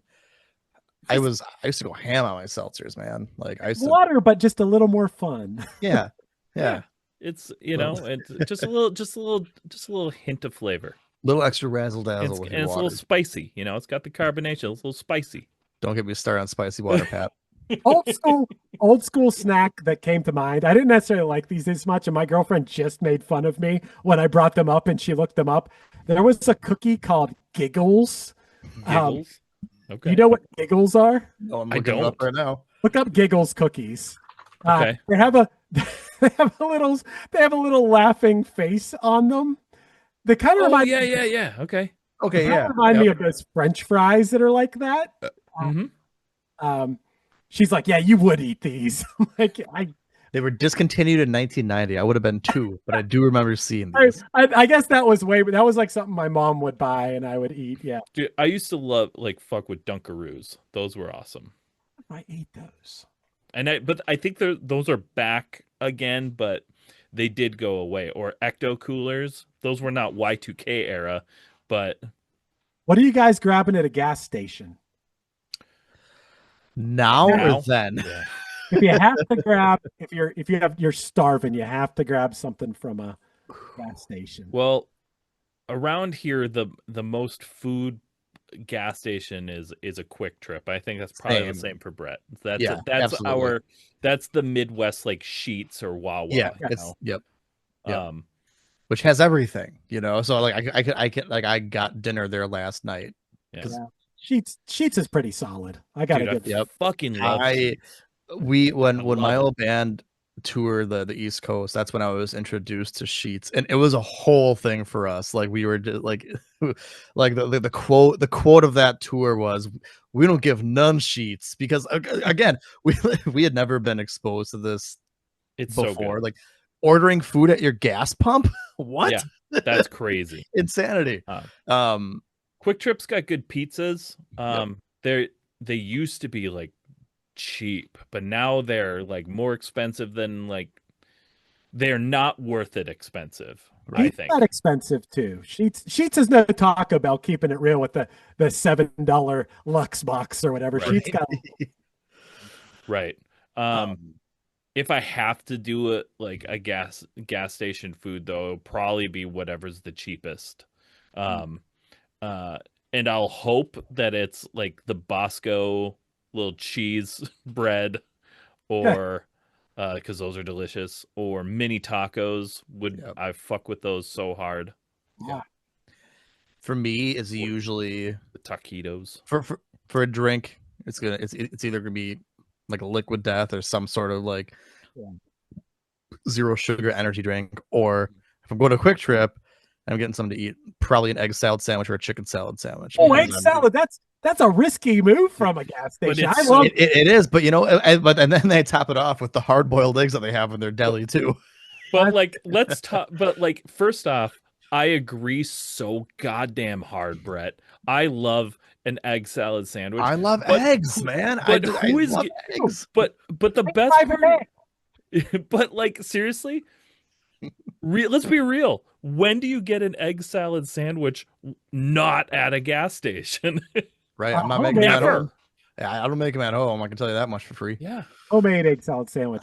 I should make them at home. I should just make a big thing of egg salad and slop it on some bread and not spend money on it. But if I have an egg salad sandwich, it's almost always from a gas station. Oh, that sounds like and there's something in our heads too that just clicks. We have all that. There's apples over here. There's a salad over here. I could get a chicken quesadilla over here. You know what sounds like a really smart and not dangerous decision at all? Dude, this egg salad sandwich sitting right here on this my brain for some reason goes, this is the better option, because for of things I don't want a ham sandwich, there's nothing on it, that's gross, and the gas station ham sandwiches are gross. Gas station turkey sandwiches, gross, there's nothing on it. Egg salad sandwich, yeah, I'll fucking get that though. It's my go-to post-workout because there's a Quick Trip right next to my gym. I leave the gym, I go get my egg salad sandwich and a protein drink. Done. I'm set. That's what it's an interesting conversation a little bit, because when we go out and play shows, I mean, everyone has their routines and things they eat on a regular basis. I get so thrown off so fast because I am so regimented with times I eat and what I eat. at home that like I get so messed up so fast. I eat, I mean, look, people give me a hard time, say I need to go to the doctors. I don't really go to the doctors. I should. I know I'm scared. Same. I'm scared of doctors, okay? Dude, same. We're the same guy, Patrick. We but are. Yep. I eat every day of my life. I eat 5 eggs for breakfast. You know, I saute some peppers and I make some nice fluffy eggs and I'm a pescatarian, so that's how I get a big part of my protein is my eggs every day. And that protein gives me energy. And then the second we step out and start playing shows and we're gone for a couple days, the time I eat gets messed up. What I mean, continental breakfast, you get those eggs. I'm saying that in quotes. Like a lot of times they're probably like from some sort of bag mixed. Yeah, with... it's the egg. It's either gonna be like a bag of like egg juice type stuff, or it's like that giant frozen bag of like pre-made like scrambled eggs. It ain't good. That Yeah. once in a while you get lucky and you have a little omelet station if you're staying. You got a good deal on a better hotel or whatever. But like, yeah, I get kind of messed up with that, and I want to eat. I want to eat good stuff. That it's always a battle once we get out there. It's like we tend to not eat. Like we'll be like, "Are we gonna eat today?" And some of us get hangry real quick. And Oh yeah. I'm up. Yeah.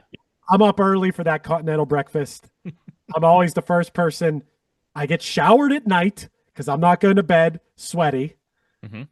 First person up, go run on. If there's a little gym thing, I'll go run in there. And first person at continental breakfast. I'm not missing that opportunity for a continental. And there's not this last one. I got to tell you guys, I was writing reviews of every continental breakfast along the way. That was every day I did my post of like a picture, my review, how many stars I give it. But one day, I wish I remember where this was. It may have been like Indiana.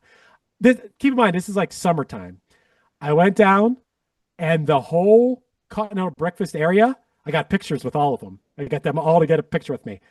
All Santa Clauses. Just there was a Santa Claus convention wherever we were, and it was the whole place filled with Santa Clauses. And I got a picture with a bunch of Santa Clauses. That's amazing. It was cool. What a breakfast. Yeah. So I gotta ask then, because you mentioned you were pescatarian, which I feel like I mean, you kind of alluded to this earlier in like I think the first half of the pod, but we can't not talk about Taco Bell. What is your go-to order at Taco Bell? I get a Lux box, right? Yeah, and I'll get Smart Crunchwrap Supreme with swap out the meat for black beans. Mm-hmm. Okay. I love that jalapeno sauce too. Yes. Get plus 50 cents. Just count me in. I'll get a cheesy bean and rice burrito. Yes, that's a good one. That's a great one. Mm-hmm. In that box, they're not always available at all the Taco Bells, but the Taco Bell by me, for the side in there, I get the potatoes. Yeah. The potatoes with the cheese. Those are good. They're so good. And then I'll also add another bean burrito because I love a classic bean burrito from Taco Bell. I grew up on those as a kid. Like, yeah. How can you go wrong with a $7 Lux box? So that is that was a box meal meant for more than one person, but we now eat it all by ourselves. Yep. I got to tell you guys too that I had a point here. That I didn't eat Taco Bell forever and I forgot how good it was. Yeah. I want to I'm sure you guys have heard stories of this before. I gotta credit Taco Bell, especially in the mid 2000s. If you were a touring band, dude, Feed the Beat. Yep. Yeah. They still do it. They still do it. Yeah. The band Good Terms is currently has Feed the Beat on their tour. That's really cool. Like Taco Bell is the best. And there's a reason we still talk about them on the show. I do have to put a disclaimer on that though. The Taco Bell, I was very sad that I looked into. I don't know. I try to support places that I believe are like not morally bankrupt. And I looked at who they Bell gave money to, and I did not like it. Well, Taco Bell didn't. The conglomerate that owns everything did. You know, Taco Bell is just a small, like, they are, I think it's Pizza Hut, Taco Bell, Kentucky Fried Chicken. There's so many, like, they're just like one little part of this giant conglomerate. Okay. And that's one I pretend I'm going to pretend I'm not going to dig too deep into that one, just because I do like a good Taco Bell every now and again. I try to limit myself to once a month. You know? And the thing is like, keep in mind that and I only say this because like most of these like McDonald's, Taco Bells, a lot of these are just smaller. They're you can buy into owning one. You know, it's like every location is owned by a different person under the giant shell corporation. Gotcha. That makes sense. Yeah, that makes me feel a little bit better about it. So, like, your local Taco Bell might be a really fucking badass dude, and you don't know. He also might just be a real piece of shit, but you never know. Shout out to New Stanton Taco Bell, because when I go there, it's a brand new one. It looks awesome, and the people are always so friendly at the drive-thru. There you go. Shout them out, baby. You just score yourself a free bean burrito. Yeah. They're going to have a card waiting for you. I will say, though, that we're talking a lot about, like, Taco Bell and, you know, gas station Sheets, all these places. But, like, as a band, when we're out playing shows, we try to, like, eat at, like, local establishments. We try to go... First of all, at this point in our lives, we'll put it on the band card. At least one meal, at least dinner, we'll put it on the band card. And we try to eat somewhere where we can get a healthy option and is like a local establishment. These days, that's our one little luxury we afford ourselves. These days. But the flip side to that is, obviously, you're in a band, you're not making a ton of money. You know, you're just doing your best out there. And most of the time when you're eating, it's after a show when most shit's not open, or in the morning on the drive to a place when most shit's not open, or something off of the highway. It's so hard to figure out the best time to eat. Because you don't want to eat when you stop for gas. That's when you get to eat. You don't want to eat too close to playing. You don't want to wait too long. If you wait till after you play, like you said, stuff will be closed. We have one guy in our band, Paul, and I don't mean to call him out, but he only eats after midnight. He does not eat all day, and he'll eat after midnight. Like, I don't know how he does it. I need to eat every day. I'd die. Same. I would just fucking die. All right. Here's our last food for thought question for you. This is our staple question. If Punchline was a potato, what kind of potato would you be? A sweet potato. Yeah, you little cutie. Sweet potato. I say that because that is one of my favorite foods, is a nice yam, a sweet potato. Oh. Just ate one before this. Like, I'll cook them in the oven, and so they're real nice and soft.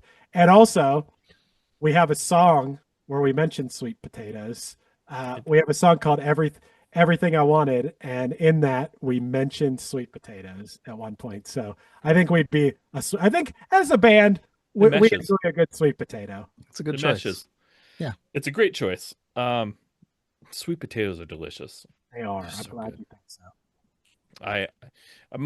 I'm also like, I have a bit of a sweet tooth, so my favorite thing at, like, you know, Thanksgiving or any kind of like big family thing is always, you know, the sweet potato casserole.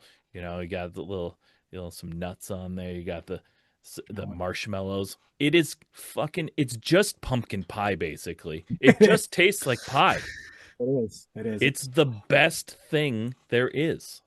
I agree. The sides are so much better at Thanksgiving. I mean, I don't eat turkey anymore. I did before, but like turkey was always just like whatever. All the sides. Turkey's super mid. Green bean casserole, man. Yeah. Like stuffing. Stuffing. Stuffing, yeah. Yeah. I've never been a big turkey fan. I think it's mid. I think it's like, I don't know. It's always dry to me. Right. Or I mean, and that's unless obviously if you eat dark meat, they say that's. But I don't want to eat the fucking dark meat. It's gross. I don't like.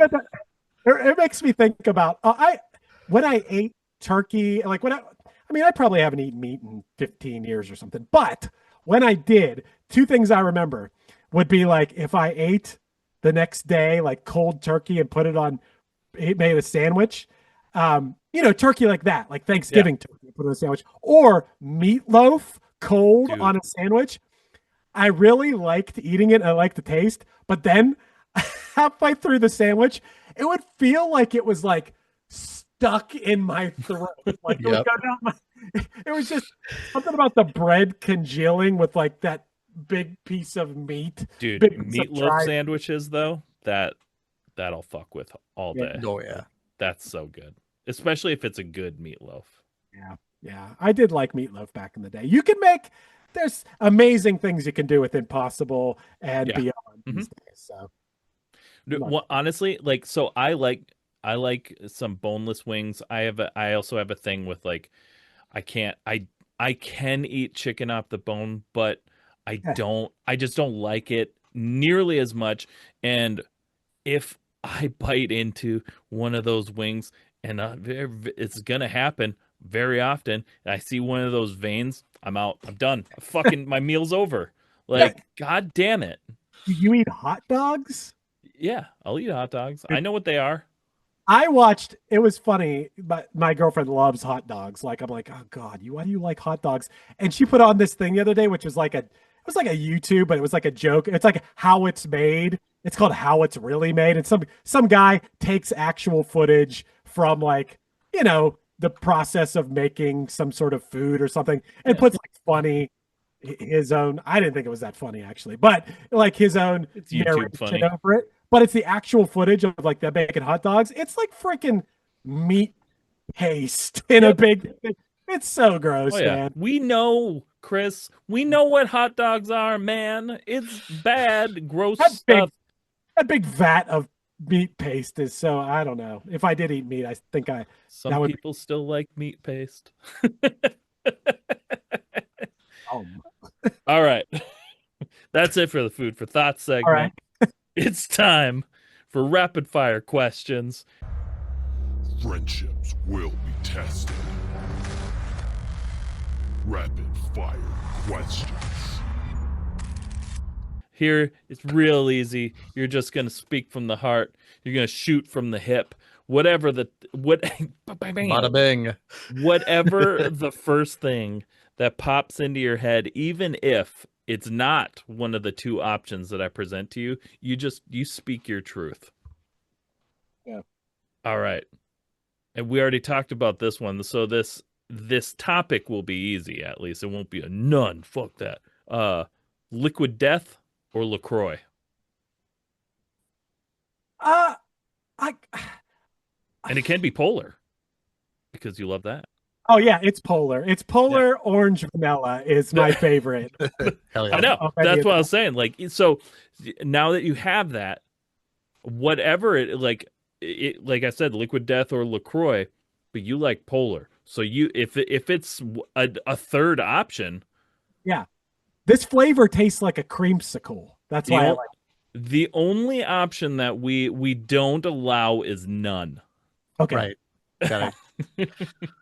So for this next one, Spotify or Apple Music? I'm an Apple Music guy.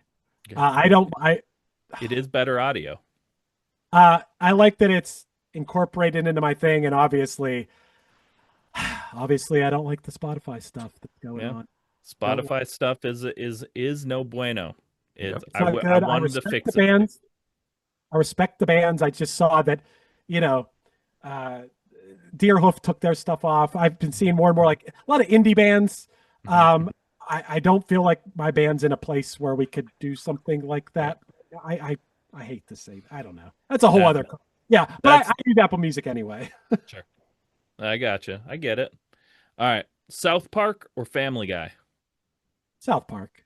Yeah. I mean, especially that latest episode. Oh Ooh, man, baby, that was incredible. we are so back. incredible. We are Yep. so back. That was Oh, man. incredible. I will say that I kind of fell off on South Park in general, but like that brought me Me too. back. This one brought me back. It brought me Oh, back. yeah. I haven't watched South Park in years until this past week. I'm back. Amazing. All right. MySpace or TikTok? But I'm old school MySpace. I Right. wish so badly I could access my old MySpace, like to get the pictures and see what my friends wrote to me and see who was in my top 8. Like, yeah, I mean TikTok's whatever. I fall into it, but MySpace all day, baby. Now, and here's the thing. I should have switched this, but I didn't, and I didn't think about it until right now. I was like, well, this isn't fair. But, you know, you can take a step back. You're older now. You can look at the bands, and you can engage for yourselves, all right? But it's another throwback. Drive-through records or Fueled by Ramen. Oh, FBR all day, baby. Hell yeah. Come on. You don't even have to walk on anybody's back on that label. Oh man, That thing. I didn't see that one coming at all. Yeah. Is that do people always say that? No. It is oftentimes it's Fueled by Ramen, but it's also a generational thing because drive-through records was, but like so I am more of a drive-through records, but that's also because that was what came first for me, and then Fueled by Ramen took like the mantle of drive-through records and moved. Yep. You know, so it's a generational thing. Yeah, I guess FBR was like the next generation in a way. Right. Like, Yeah. yeah, I can see that. Okay. Beanies or snapbacks? Oh, snapbacks. I'm a hat guy.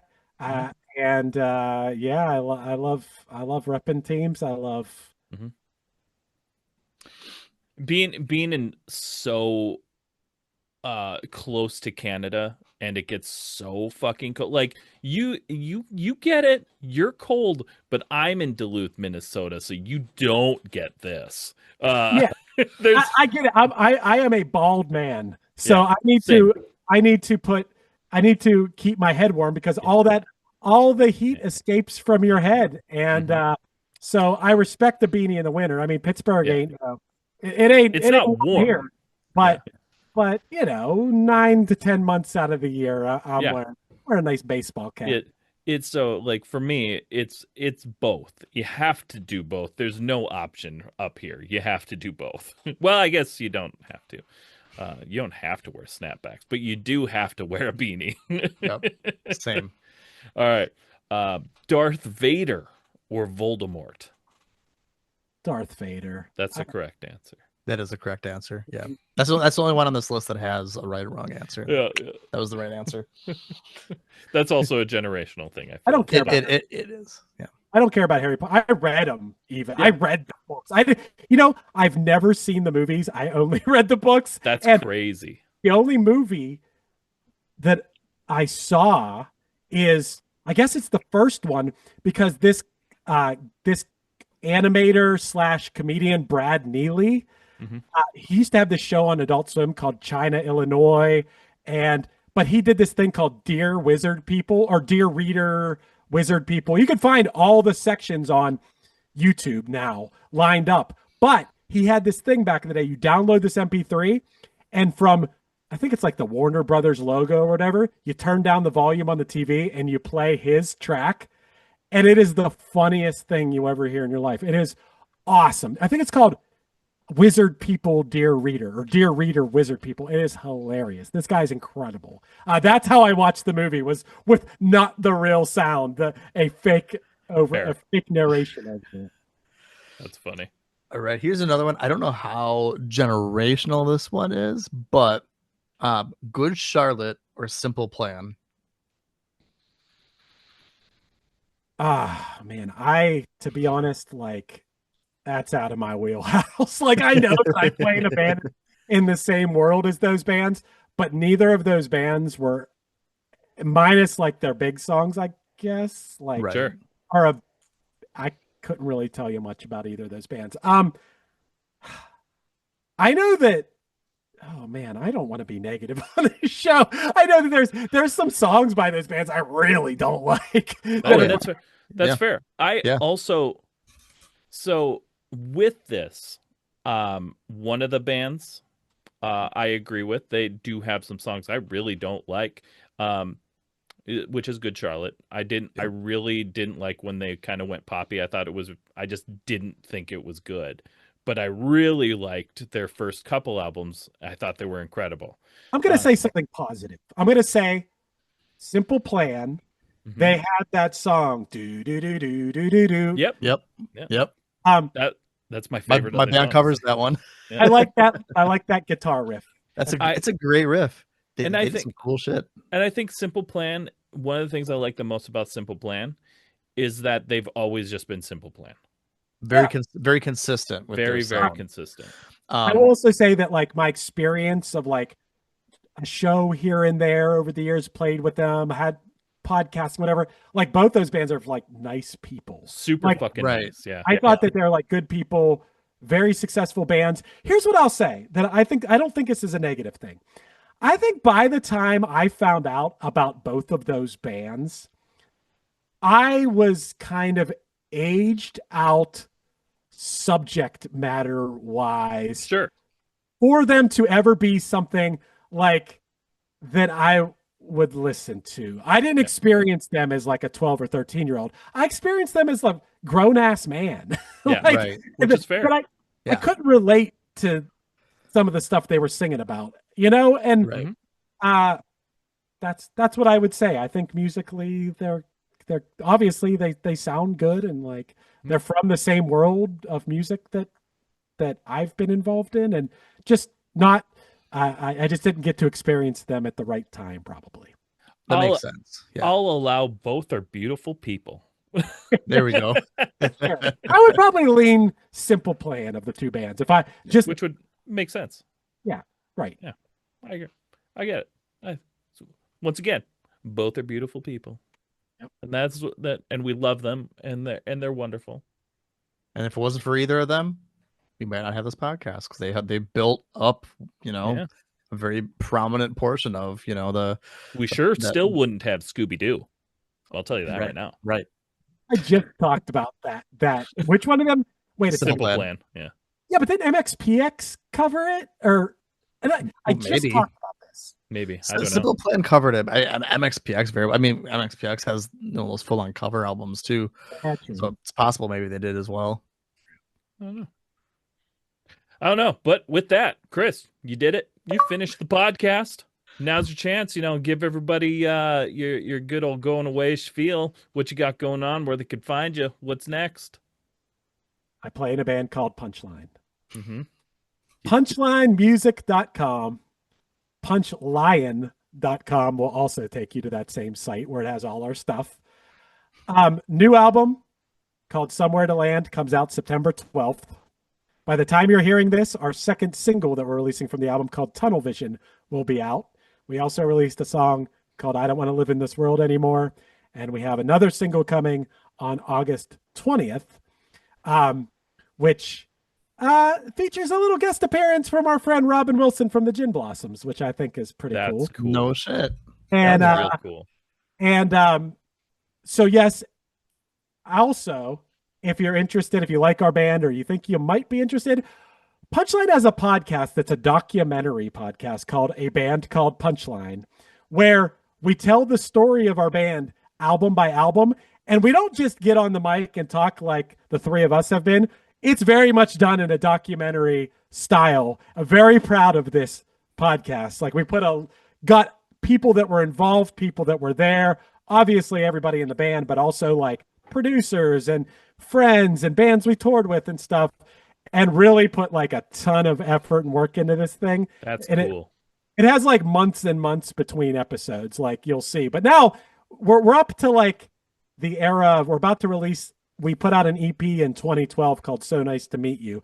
And that's the next episode that's about to be coming out. And really like that was a really fun time for our band. And I don't know, you'll see, like we started from where our band started. It's the entire story, no holds barred type of, we don't hold anything back. We get into like the nitty gritty. And if our world of music, we definitely, we're part of a world that like really became huge, and we definitely have some stories in this thing that are pretty fun. And some highs and some lows, some peaks and valleys. And we try to tell it, even if you didn't know our band, we tell the story in a way that you could enjoy it. Just kind of like when you'd watch a VH1 Behind the Music or like a random documentary. Even if you didn't know the artist that well, you still get sucked into it. We approach it that way. So a band called Punchline, wherever you get your podcasts. Hell yeah. Speaking of podcasts, I produce Chris DeMakes a podcast where every week we have a person who's written an iconic song come on and tell the story.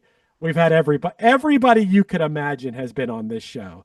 Mark Hoppus, Jim Adkins, Dee Snider, Huey Lewis. I mean, we've done close to 300 episodes of that now, and you will definitely find some countless episodes of that you'll love. I also host a podcast called One Hit Thunder that is about one-hit wonders, where every week we have someone from the world of music or comedy come on to join us as we dive in to a one-hit wonder artist and decide if they brought the one-hit thunder or if they were a one-hit blunder or if they were absolute trash like Lee Greenwood or that band Hinder or something. We really trash on certain bands, but for the most part, we're deciding whether you should dive more into their catalog or maybe avoid the rest of their catalog and just listen to the one song. I like the sound of that. Love it. Hell yeah. Yeah. You guys should. Very cool. Maybe we can get you guys on that show. Would you guys come on? I would. 100%. Absolutely. Count me in. I would love to have you guys on that show because I feel I like you guys. Yeah. Hey, I hope you like we got something here, We got a connection here. We made friends today. Once again, we are currently getting, I've already messaged my guy. We've got the bunk beds being made. Yes. We're ready to go. We're gonna have a sleepover. Lifelong today. I like it. Hell yeah. Chris, thanks so much for hanging out with us today.